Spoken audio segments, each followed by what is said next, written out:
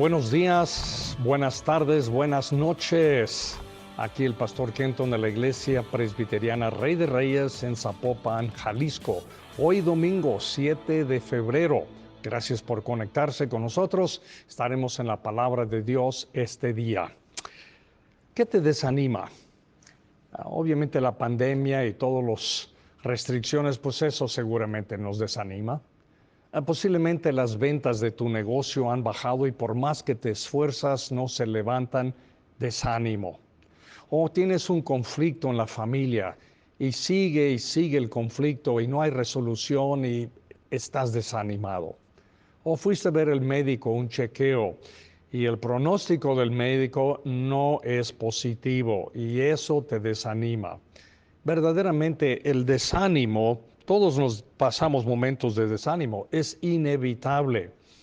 El peligro del desánimo es que nos resta fuerza, nos quita la energía, a veces nos hunde hasta más y ni queremos ser animados. Ahora, el rey David en su vida pasó muchos tiempos de desánimo, pero una de las cosas que él aprendió cuando no tenía quien le levantara el ánimo, él aprendió a confiar en el Señor para ser fortalecido y ser animado.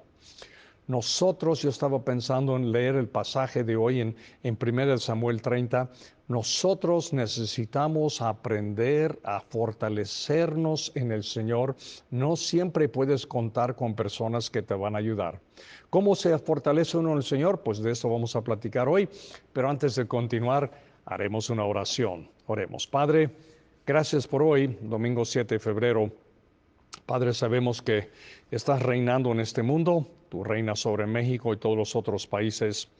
Padre, queremos aprender a animarnos en ti. Hay muchas cosas que nos desaniman, pero David aprendió, dice, a fortalecerse en el Señor. Nosotros queremos aprender esto.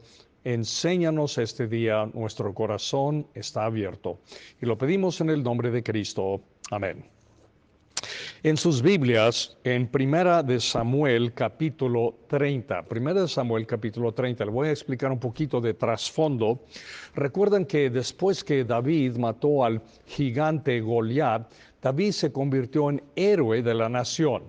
Se unió al ejército del rey Saúl.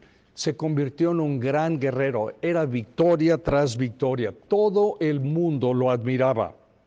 El rey Saúl había desobedecido a Dios y el Espíritu de Dios se había apartado del rey Saúl y él sabía esto y también sabía que David sería el próximo rey.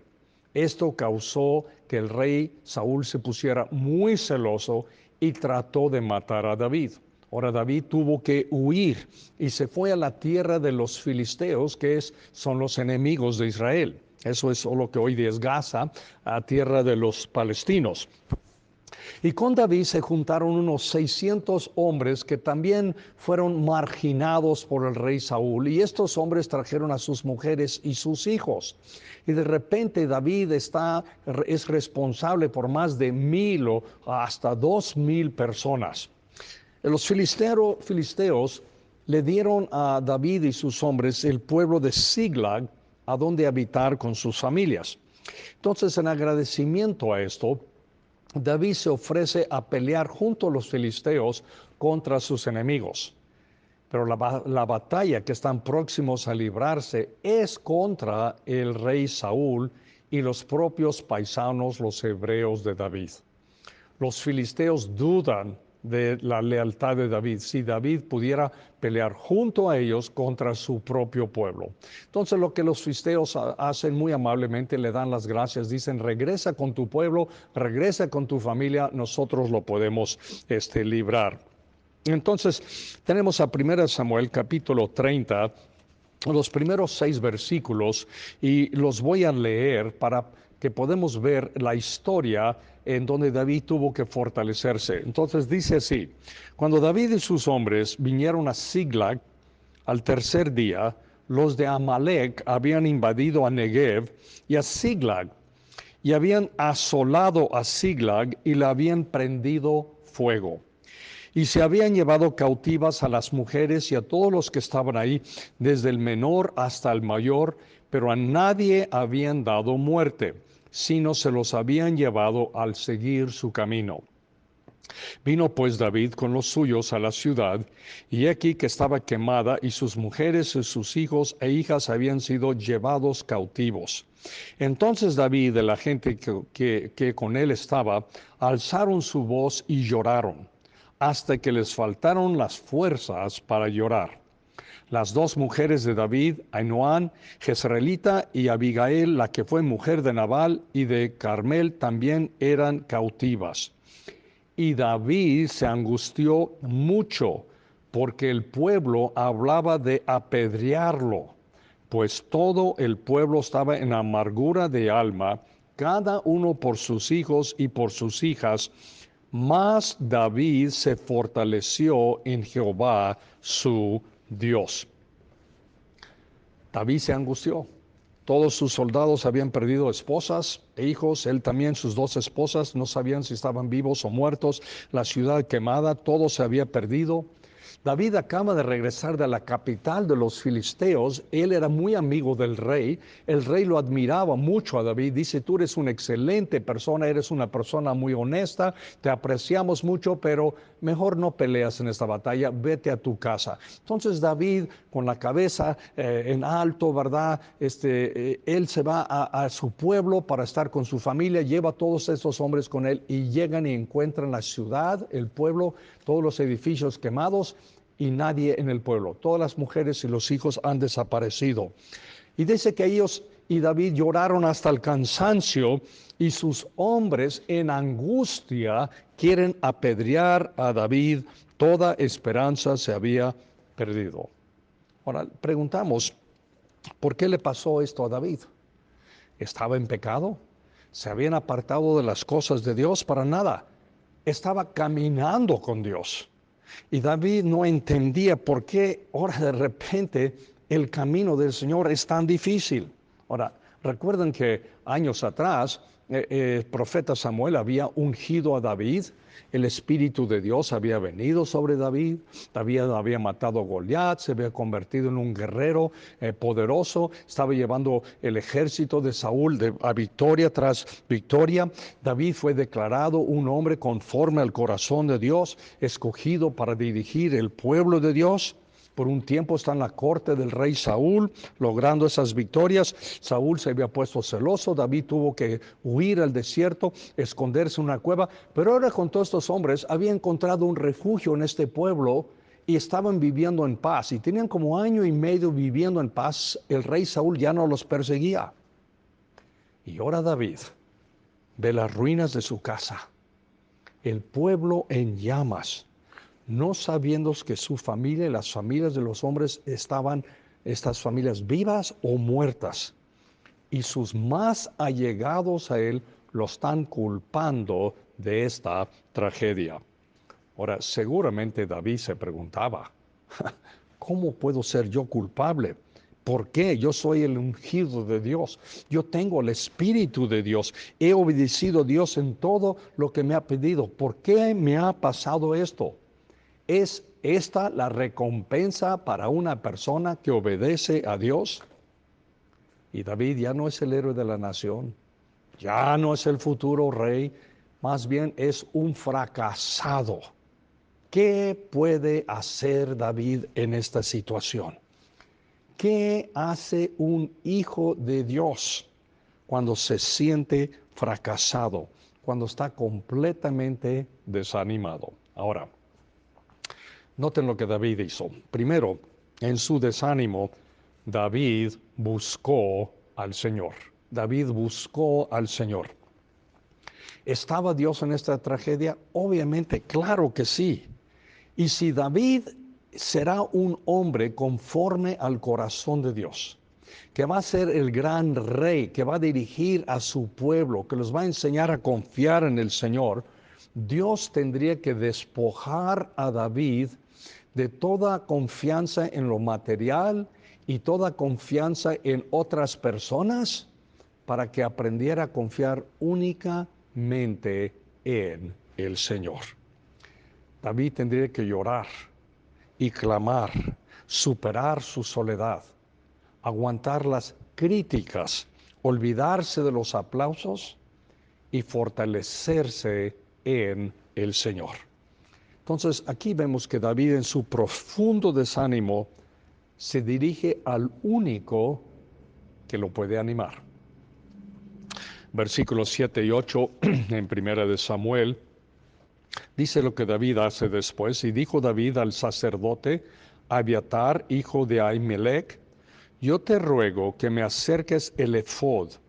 Y Abiatar acercó el efod a David. El efod es la vestimenta de los sacerdotes y se usaba para discernir la voluntad de Dios.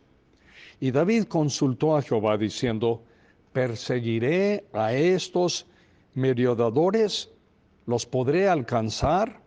Y él le dijo: síguelos, porque ciertamente los alcanzarás y de cierto librarás a los cautivos. Es interesante, David en su profundo desánimo busca al Señor. Hay una respuesta, pero Dios no se lo va a hacer fácil. Los vas a tener que perseguir, los vas a tener que pelear, vas a tener que trabajar para rescatar a su familia. Y David fue y peleó y rescató a todos sus familiares.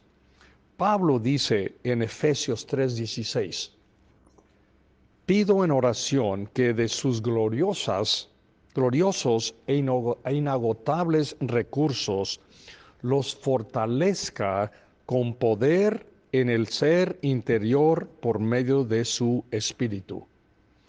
Pablo está diciendo que te vas a fortalecer en tu interior por el espíritu. No es fortaleza, ánimo que vienen de personas fuera de ti, ni es tus propias fuerzas, es la fuerza que te da el Espíritu de Dios.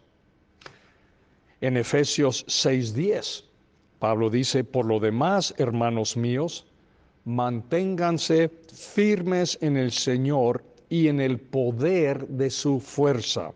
Firmes en el Señor y en el poder de su fuerza. No la fuerza de uno, ni la fuerza de nadie más. Es la fuerza del Señor. Esto es lo que Dios le estaba enseñando a David. Esto es lo que Dios quiere enseñarnos a nosotros. Esta fue la intención de Dios para David. Dios le está diciendo: mira, no te desanimes por tus enemigos, ni te confíes en tus aliados. Aprende a confiar solamente en mí, soy lo suficiente. Un tiempo, un momento en la vida de Pablo clamó a Dios que lo sanara de algún padecimiento, y Dios lo contestó así: cada vez, dice Pablo, el Señor me dijo: mi gracia es todo lo que necesitas. Mi poder actúa mejor en la debilidad. Entonces Pablo dice: así que ahora me alegra jactarme de mis debilidades, para que el poder de Cristo pueda actuar a través de mí. Dios le dijo a Pablo: no te voy a sanar, pero mi gracia es suficiente. Aprende a confiar y depender únicamente de mí. La segunda cosa que aprendemos del rey David, noten cómo David da testimonio de sus pasos de fe, cómo va desarrollando su fe y va dando testimonio según va madurando en su fe. Y el Salmo 27, que examinamos aquí la semana pasada, es el testimonio de un David más maduro, más confiado en el Señor. Ya es un veterano de muchas batallas. Dice el Salmo 27, el Señor es mi luz y mi salvación. ¿A quién podría yo temer? El Señor es la fortaleza de mi vida. ¿Quién podría infundirme miedo? Para llegar a esto, David tuvo que haber ya peleado y luchado varias batallas. Mis malvados enemigos me ponen en aprietos. Se juntan y hacen planes de acabar conmigo, pero son ellos los que tropiezan y caen. Aunque un ejército acampe contra mí, mi corazón no se amedrentará. Aunque me ataquen y me declaren la guerra, en esto fincaré mi confianza. Le he pedido al Señor y solo esto busco, habitar en su casa todos los días de mi vida para contemplar su hermosura y solazarme en su templo. Cuando vengan los días malos, como ese cuando encontró su familia desaparecida, el pueblo en ruinas, Él me esconderá en su santuario, me ocultará en lo más recóndito de su templo, me pondrá en lo alto de una roca. Ante los enemigos que me rodean me hará levantar la cabeza y llevaré a su templo mis ofrendas de alegría y ahí cantaré salmos al Señor. Todos hemos pasado situaciones difíciles. ¿Te dio COVID? ¿Cómo estás hoy? Si estás aquí hoy, si estás escuchando, probablemente te recuperaste. Has sobrevivido. Dios te sanó. Dios está contigo. Tú quieres dar testimonio. Dios me sanó. No quieres decir, no, yo fui muy listo, yo hice esto. Es que finalmente Dios me sanó porque Dios nos sana a todos. Entonces tú vas a dar gloria y crédito a Dios. ¿En qué otras cosas te ha acompañado Dios? ¿Qué otras cosas has pasado en tu vida y has sobrevivido? ¿Qué turbulencias? ¿Crees que el Señor intervino? Claro que sí. Y recuerda que mientras esperamos, Él trabaja como lo mencionamos el domingo pasado. Cuando pasamos una situación difícil en nuestra vida, el Señor nos da fuerza para superar esa situación y tenemos que entonces darle todo el crédito, toda la honra y gloria de Dios. Mira, eso es lo que David dijo. El Señor es mi fuerza, el Señor es mi luz y mi salvación. Eso viene por haber pasado situaciones difíciles. Cualquier situación que tú pasas, dele gracias a Dios, dele el crédito a Dios, dele honra y gloria. ¿Y sabe cuál es la ventaja de eso? Para que otras personas digan, es que estás confiando en el Señor. Yo debo confiar en el Señor también. Y la tercera cosa, y una de las cosas que hace cuando vienes y cantas alabanzas, es una forma de dar gracias a Dios. Canta las alabanzas. Y tres, en momentos de turbulencia, llena tu mente de la palabra de Dios. En momentos de turbulencia, llena tu mente de las palabras de Dios. Job fue culpado por su situación, sus desgracias, por sus amigos. Ellos dijeron, oyes, perdiste todos tus bienes, perdiste a tus hijos, tu esposa está muy deprimida y tú estás sufriendo una terrible sarna y dolorosa. Yo creo que tú hiciste algo malo. Cuando tú tienes amigos así, ¿para qué necesitas enemigos, verdad? Ellos te están culpando. Pero Job, en medio de la turbulencia de su vida, declara su fe en el Señor. Escuchen, Job 19, 25 y 26. Job declara eso y recuerda, está en luto, está en dolor. Dice, yo sé que mi Redentor vive y que al final triunfará sobre la muerte. Y cuando mi piel haya sido destruida, todavía veré a Dios con mis propios ojos. ¡Wow! Es en medio de su tragedia que llega a la cima de su fe. No está abajo deprimido, está arriba y declarando su fe en el Señor. Mira, Job esperaba su propia muerte. No esperaba que iba a recuperar sus bienes, ni sus hijos, ni su mujer, ni que él iba a sanar. Él ya estaba esperando morir. Y él declara esa fe en el Señor, que a pesar de esto, yo sigo confiando porque llenaba su mente de las palabras de Dios. Incluso vemos a Job queriendo, anhelando ver al Dios que le ha permitido pasar por esta tragedia. Ahora, algo que debes hacer cuando pasas momentos de turbulencia en tu vida es escuchar alabanzas. ¿Verdad? Hoy día tenemos nuestros teléfonos, podemos escuchar música en el internet, verdaderamente una gran cantidad de alabanzas y de himnos.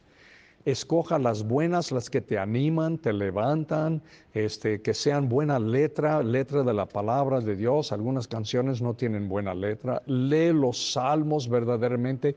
Esto te va a levantar tu ánimo. Son las palabras de Dios que vas a escuchar. Mira, escuchar las noticias, ver telenovelas, ver alguna película, ciertamente te va a entretener por un tiempo y después vas a volver a la depre si en eso estás. No te va a levantar. Incluso te puede hundir más. Quieres llenar tu mente de las palabras de Dios. Pablo exhorta a los creyentes en la ciudad muy pagana de Éfeso y él les dice a ellos, esto pues es lo que les digo y les encargo en el nombre del Señor, que ya no vivan como los paganos, los cuales viven de acuerdo con sus equivocados criterios y tienen oscurecido el entretenimiento. Ellos no gozan de la vida que viene de Dios porque son ignorantes a causa de lo insensible de su corazón. Se han endurecido y se han entregado al vicio, cometiendo sin freno toda clase de cosas impuras. Pero ustedes no conocieron a Cristo para vivir así. ¿Cómo conociste a Cristo? ¿Qué es el evangelio que escuchaste? ¿Un evangelio ligero? ¿Un evangelio light? Nada más aceptas a Cristo y todo se va a arreglar y básicamente agregas Cristo a tu vida, pero sigues viviendo tu vida como siempre la has vivido. Pablo está hablando a esas personas porque no ha habido un cambio en su vida. No conocen a Cristo, que Cristo es suficiente. Y Pablo dice, el problema con estas personas es que no entienden a Cristo, su entendimiento es oscuro, no entienden que Cristo es suficiente para todo y es supremo sobre todo. Ahora piensa en cuántas personas conoces que se llaman cristianas y viven vidas, básicamente vidas vacías, deprimidas, confundidas. ¿A qué se debe esto? Ceguera espiritual. Ceguera espiritual. No conocen a Cristo. No conocen la supremacía de Cristo. Cristo dijo que el Padre le había dado toda potestad, toda autoridad, que Él había vencido al mundo. Y si es así, nosotros no debemos vivir vidas mediocres, vidas derrotadas, vidas desanimadas. Nos podemos fortalecer en el Señor porque Él ya venció. Él es supremo. Él está gobernando. Él está gobernando en el mundo. Debería estar gobernando nuestras vidas. Estamos en el mundo, pero no somos el mundo. Cristo gobierna en nosotros.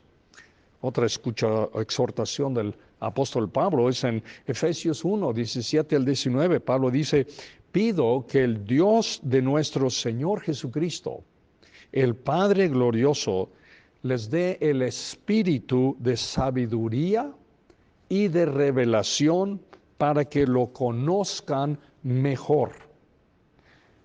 Pido también que les sean iluminados los ojos del corazón, para que sepan a qué esperanza Él los ha llamado, cuál es la riqueza de su gloriosa herencia entre los santos, y cuán incomparable es la grandeza de su poder a favor de los que creemos. Impresionante. Mira, está hablando de una herencia y está hablando de poder. Ahora, si somos hijos de Dios, Dios es nuestro Padre Celestial, ¿cuál es nuestra herencia? Porque Él es un Padre generoso y nosotros somos sus hijos. Bueno, por ser un hijo de Dios, tenemos el privilegio de entrar a la presencia de Dios, de arrepentirnos de nuestros pecados, de confesarlo, de ser perdonados. Y aunque somos culpables, ya no nos sentimos culpables porque hemos sido perdonados. Ese es un alivio. Tengo el derecho de pedir poder sobre mis malos hábitos y mis pecados. Señor, transfórmame, quítame esta forma de pensar y de vivir. Por ser un hijo de Dios, tengo el poder de pedir la sabiduría para tomar decisiones correctas y no equivocarme. Esta es nuestra herencia. Somos hijos de Dios. Podemos pedir estas cosas a nuestro Padre Celestial. Por ser un hijo de Dios, puedo pedir el poder de perdonar a una persona que me ha ofendido. Y por ser un hijo de Dios, puedo pedir paz en medio de mi turbulencia. Aunque no me quitas la turbulencia, yo quiero tener paz en medio de esa turbulencia. Mira, tenemos un Padre Celestial que es rico, que es bondadoso y que me exige ser santo como Él es. Porque esa es parte de mi herencia, ser como mi Padre Celestial. Jesús dijo en Mateo 7, 7 al 8, pidan y se les dará. Busquen y encontrarán. Llamen y se les abrirá. Porque todo aquel que pide, recibe, y el que busca, encuentra, y al que llama, se le abre. Eres un hijo de Dios. Pides, buscas, llamas. Y el apóstol Santiago dice que no tenemos porque no pedimos. Y cuando pedimos, pedimos mal. Él dice, no tienen porque no piden. Y cuando piden, no reciben porque piden con malas intenciones para satisfacer sus propias decisiones. Amados, llena tu mente de las palabras de Dios. Esto es para hacerle frente al desánimo. Esta es la forma en que el rey David se fortaleció en el Señor frente al desánimo en su vida. Y esto es lo que nosotros podemos hacer también para vencer el desánimo, porque nosotros no tendremos la fuerza y nadie más nos puede, pero el Señor lo puede hacer. Esta es palabra de Dios. Amén y amén. Vamos a orar. Padre Santo, gracias te damos por esta historia del rey David. Todos en contra de él. Y él ni él mismo tenía el ánimo, pero se fortaleció en el Señor. Esto es lo que nosotros queremos aprender a hacer, a fortalecernos en ti. Vendrán más desánimos en nuestras vidas, pero no queremos quedar desanimados, sino queremos levantar la cabeza porque estamos fortalecidos en ti. Aplica este mensaje a nuestros corazones y lo pido en el nombre de Cristo. Amén. Dios los bendice. Gracias por conectarse hoy.